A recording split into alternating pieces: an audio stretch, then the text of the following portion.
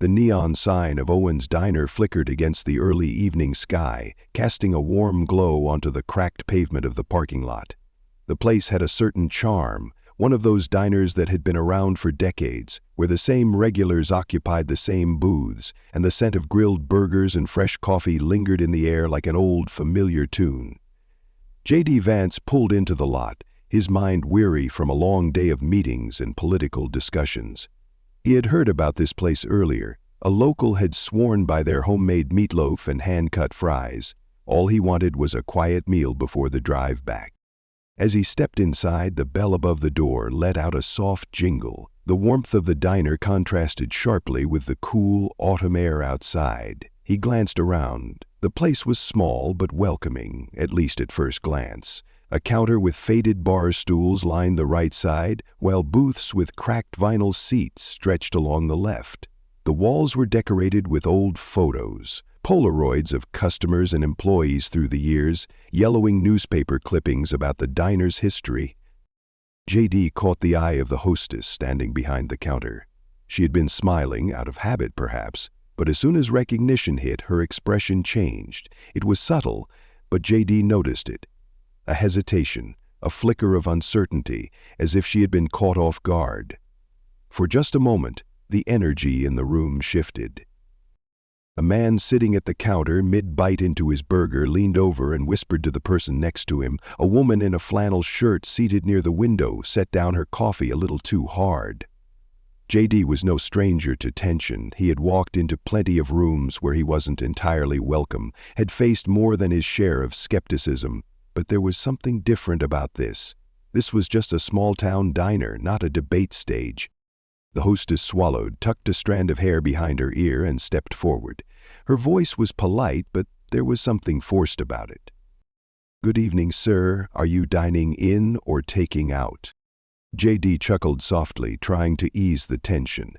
"Dining in, if that's all right."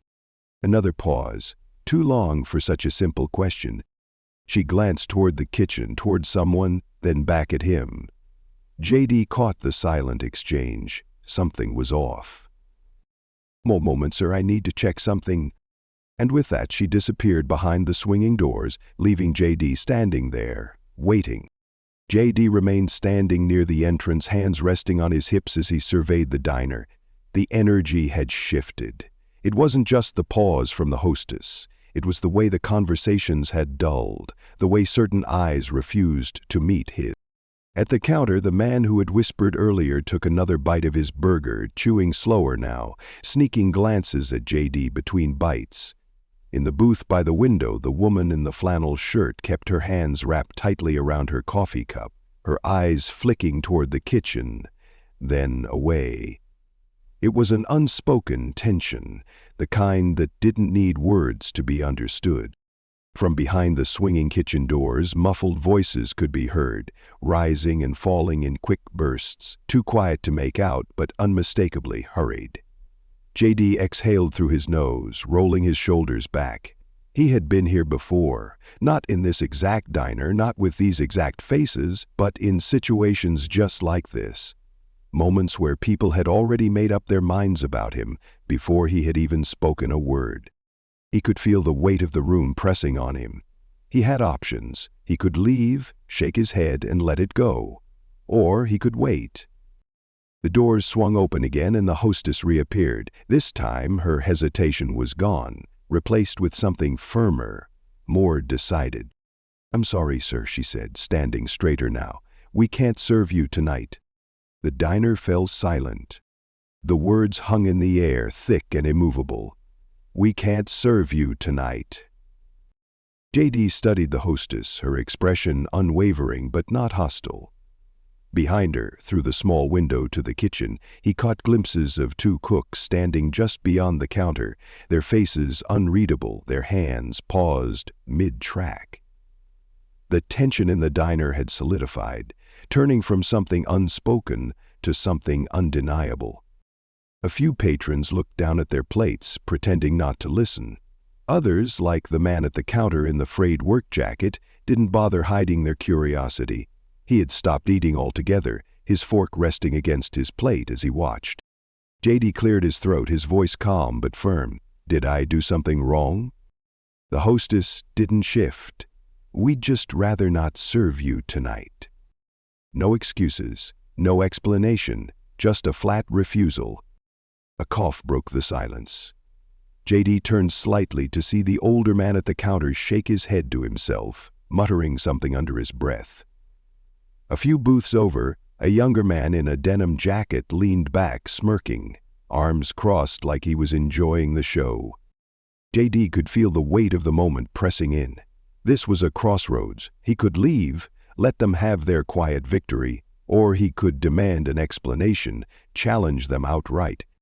But instead, he did something no one expected. He nodded slowly, his voice measured. "All right," he said. "Can I speak with the manager?" The diner shifted, eyes widened, someone near the counter let out a short laugh, even the hostess hesitated. And then she disappeared back through the swinging door. JD waited. JD remained standing, his posture steady, as the low murmur of the diner filled the space left by the hostess's departure. Every second stretched, the weight of silent expectation settling over the room like a heavy blanket. Some customers resumed eating. Others pretended to, but their eyes flicked toward the kitchen door, waiting for what would happen next. The door swung open with a firm push. A man in his early 50s stepped out, broad-shouldered, thick arms crossed over a grease-stained apron. His name tag read Don. He didn't approach with the usual hospitality of a diner owner greeting a customer. Instead, he stopped just a few feet away, his stance firm, his expression unreadable. "I hear you've got a question," Don said, his voice rough, edged with something that wasn't quite hostility, but it wasn't welcoming either. JD met his stare, his own gaze calm but unwavering.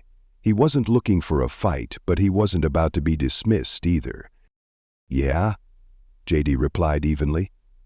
"I'd like to know why you won't serve me." A hush fell over the room. Even the younger man in the booth who had been smirking earlier straightened slightly, as if sensing the shift. Don exhaled through his nose, glancing at the handful of patrons watching the exchange. For a second, just a second, something flickered across his face. Hesitation. And JD caught it. Don's hesitation was brief, but JD saw it. It was the kind of flicker that betrayed an internal battle, a moment where a man wasn't entirely sure if he was making the right call. The diner was silent now, the tension thick as customers watched, some feigning disinterest while sneaking glances over their plates. "Look," Don finally said, rubbing the back of his neck. "This ain't personal." JD raised an eyebrow. "Seems pretty personal to me." Don sighed, glancing toward the kitchen as if searching for backup, but no one spoke. The cooks, the waitress, even the man at the counter who had been quietly chewing his eggs. Everyone was waiting. "People around here got their opinions about you," Don admitted, "about the things you stand for. I got a business to run and I don't want trouble." JD nodded slowly, letting the words settle. "And me, sitting down for a meal, is trouble?" Don clenched his jaw, the weight of the moment pressing in. The younger guy in the booth scoffed. "You just don't get it, do you?" JD turned to him, his voice steady. "Then help me understand." The room tensed. This wasn't the argument they had expected. JD wasn't leaving, wasn't yelling, wasn't giving them an easy villain. He pulled out a chair, sat down, and simply said, "Let's talk." And just like that, the entire dynamic of the diner shifted. The room hung in a charged silence. JD's calm defiance unsettled the atmosphere. This wasn't how these things were supposed to go. Confrontations like this usually ended with someone storming out, muttering under their breath. But JD wasn't moving. He just sat there, waiting, patient, steady. Don exhaled, glancing at the younger guy in the booth, whose smirk had faded into something closer to frustration. JD wasn't playing the part they wanted him to. No anger, no grandstanding, just an open seat and an offer to talk. "You really think a conversation is going to change anything?" the younger man scoffed. JD tilted his head. "Maybe not, but it's better than assuming you already know everything about me." A few customers shifted, some leaning in just slightly. The weight of his words settled differently than expected. Even Don, arms still crossed over his grease-stained apron, let out a slow breath, his expression unreadable. "Fine," Don muttered, pulling out a chair. The scrape of the wood against the floor sounded louder than it should have. He didn't sit, but he leaned forward, resting his arms against the back. "You want to talk? Talk." JD met his gaze. "All right, let's start with this. What do you actually think I stand for?" The question caught Don off guard. For the first time, it wasn't JD on the defensive, it was them. Don hesitated, his fingers tapping against the back of the chair. The weight of JD's question hung between them, thick with unspoken tension. For the first time, JD wasn't defending himself, he was making them confront their own assumptions. The younger man in the booth scoffed, leaning forward as if he finally had something worth saying. "You stand for yourself, you talk like you care about people like us, but you're just another guy in a suit looking for votes." A murmur rippled through the diner, not quite agreement but not outright rejection either. JD nodded as if he expected that response. "All right," he said evenly, "then tell me. What should I have done differently?" Silence. Don shifted uncomfortably. The younger guy opened his mouth, then closed it. They were ready for JD to argue, to deny, to lash out, but not this. Not him flipping the conversation back on them, forcing them to articulate the very resentment they had carried into this moment. "Look," Don finally said, rubbing the back of his neck. "People around here don't trust politicians. Too many promises, not enough change." JD studied him. "I get that," he admitted, "but do you really think refusing me a meal changes anything?" For the first time, Don had no quick response. The anger that had once fueled the room had begun to shift, to something closer to doubt.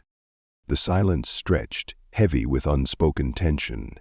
JD watched Don, the younger man, and the rest of the diner, letting the weight of the moment settle.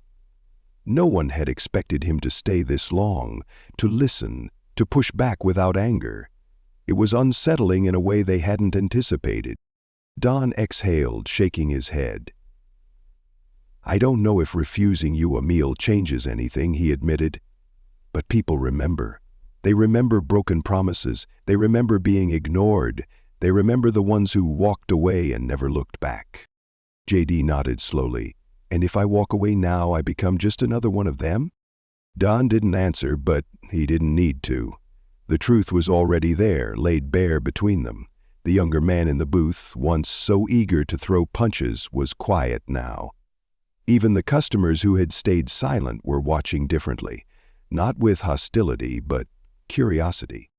JD took a deep breath and pushed his chair back. "All right," he said, "then let's start with this.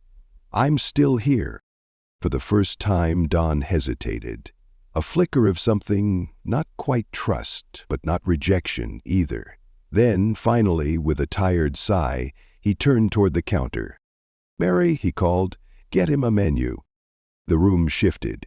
It wasn't a victory, but it was something, and sometimes that was enough.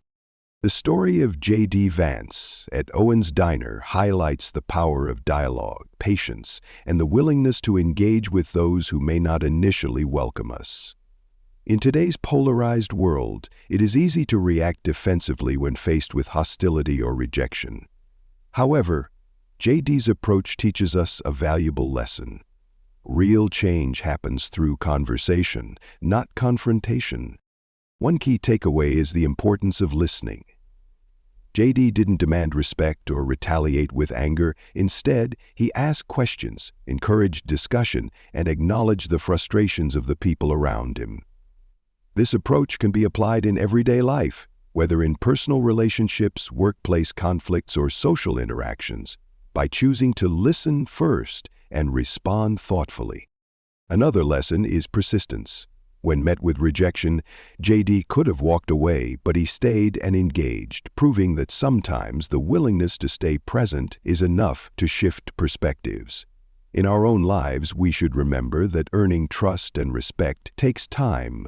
Rather than focusing on immediate victories, we should aim to foster meaningful connections through patience, empathy, and genuine conversation. Small moments of understanding can lead to lasting change.